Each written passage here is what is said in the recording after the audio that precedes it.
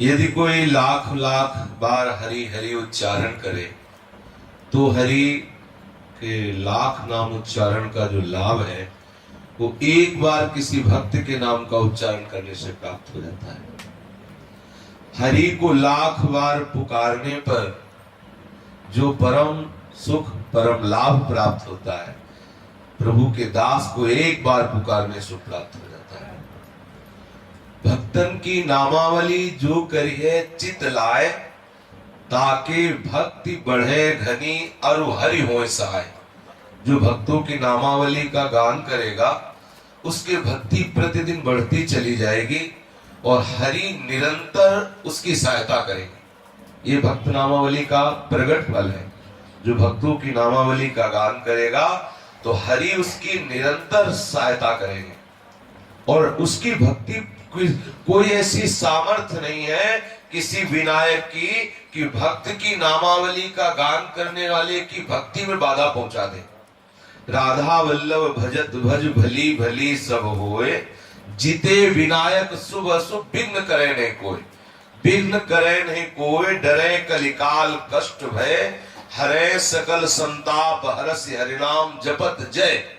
श्री वृंदावन नित्य केली कल करत अगाधा, हित हरिवंश किशोर भजत भज श्री हरि राधा।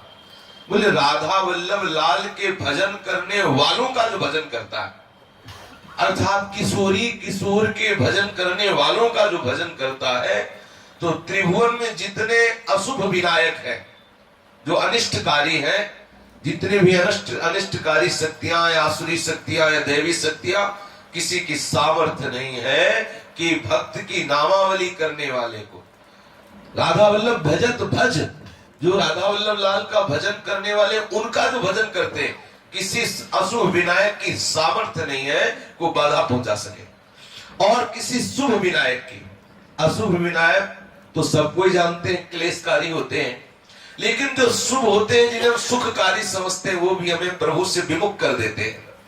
हमारे परम सुख सच्चिदानंद में श्री हरि के चरणारविंद के आश्रय से विमुख कर देते हैं जो शुभ विनायक होते हैं। तो जो भक्तों का आश्रय लेता है, भक्तों का नाम कीर्तन करता है, भक्तों की नामावली का गायन श्रवण करता है, तो अशुभ विनायक तो समीप आ नहीं सकते और शुभ विनायक अपना कोई ऐसा प्रभाव नहीं दिखा सकता जिससे भक्त के आश्रय लेने वाले का चित्त प्रभु से विमुख हो जाए।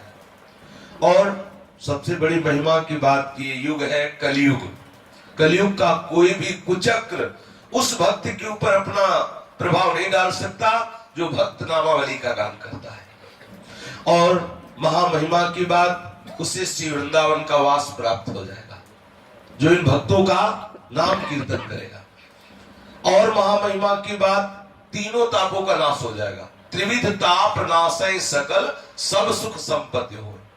सब सुख संपत्ति होय होय हरिवंश चरण रति, होए विषय विषनाश, होए वृंदावन बस गति, होए सुदृढ़ सत्संग, होए रस रीति अगाधा, होए सुजस जग प्रगट, होए पद प्रीति सुराधा।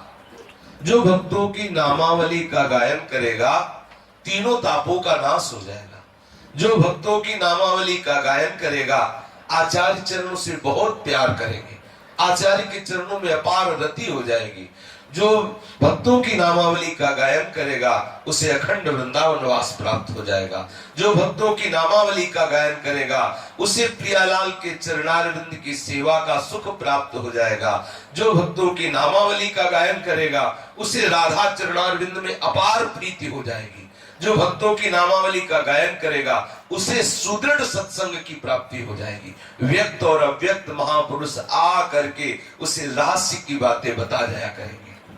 जो महत अपराध करने वाला हो, यदि उसको भी भक्त नामावली का रोज गायन करने का मिल जाए तो हरि सारे अपराध क्षमा करके उसे भक्त ही बना देंगे। अजहू सोच विचार के गही भक्तन पद ओट, हरि कृपाल सब पाछली क्षमिए तेरी खोट। जो ही कोई भक्त नामावली का गायन करता है, भक्तों का आश्रय लेता है, तो जितना भी अपराध किए हुए हो हरि सब अपराधों को क्षमा कर देते हैं कि ये मेरे भक्त का सेवक है, ये मेरे भक्त का सुमिरन करने वाला है, ये मेरे भक्त का आश्रय लेने वाला है। चाहे जितना मन विमुख हो रहा हो, आप भक्त नामावली का गायन करके देखिए, आपका मन सम्मुख हो जाएगा हरि के। इसमें एक रहस्य है कि जब हम किसी भक्त का स्मरण करते हैं तो उसके भजन का 6वां हिस्सा प्राप्त हो जाता है। अब आपने मीरा जी का स्मरण किया, अब किस कोटि का मीरा जी का भजन है, वो भजन का 6वां हिस्सा आपको प्राप्त हो जाएगा। अगर आप किसी पापात्मा पुरुष का स्मरण करेंगे तो उसका 6वां हिस्सा पाप का आपको प्राप्त हो जाएगा तत्काल। इसीलिए तो कहा गया है कि अशुभ चिंतन मत करो, जो कुसंगी जन पापाचारी जन उनका संग मत करो, उनका चिंतन मत करो। किसी भी भक्त का, अब सेना धना कबीरा नाभा ऐसे संतों का नाम उच्चारण कर रहे, उनका सुमिरन कर रहे, तो उनका भजन का प्रभाव तत्काल 6वां हिस्सा अपने आप को प्राप्त हो जाएगा। तो जो बहिर्मुखता हुई वो उसी क्षण हरि सम्मुखता प्राप्त हो जाएगी। इससे श्रेष्ठ साधन कोई नहीं। समस्त महापुरुषों ने, संतों ने, महंतों ने एक स्वर में निर्णय किया है कि वैसे भजने को तो 2 ही भले हैं, कह हरि कह हरिदास। जैसे श्री स्वामी जी महाराज भी कहते हैं, हित तो कीजे कमल नयन सो, जाहित आगे सब हित लागे फीको, कह हित कीजे साधु संगत सो, जो कलम से जाए सब जी को। अब 2 में भी और गंभीरता से विचार हुआ, हरि और हरिदास, भजबे को 2 ही भले। अब इसमें और विचार हुआ तो बोले हरिदासों का भजन करने से पूरा भजन हो जाता है, अलग से हरि का भजन करने की जरूरत नहीं।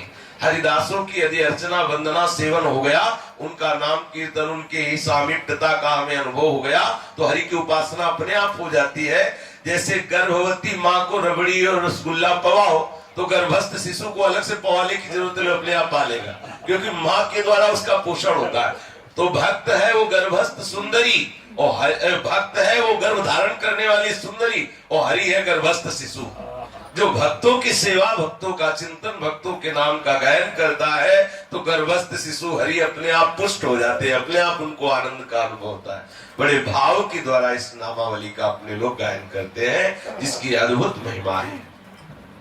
हम सो इन सा